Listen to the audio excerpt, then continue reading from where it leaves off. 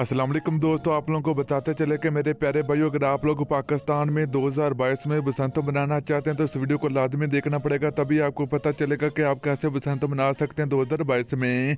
तो दोस्तों, पाकिस्तानी फैंस के लिए एक और बहुत बड़ी खुशखबरी आ चुकी है।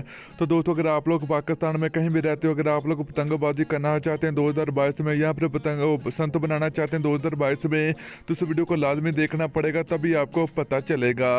तो दोस्तों, उससे पहले अगर आपने अभी तक इस वीडियो को लाइक नहीं किया तो वीडियो को लाइक करें, चैनल को सब्सक्राइब करें, बेल आइकन जरूर इनेबल करें ताकि आप लोगों को मजीद वीडियो मिलती रहेगी। तो चलिए मेरे प्यारे भाइयों, आप लोगों को बताते चले कि पाकिस्तान में पिछले 14 साल के अंदर दोस्तों पाकिस्तान में किसी भी शहर में पतंगबाजी और बसंत देखने को नहीं मिली।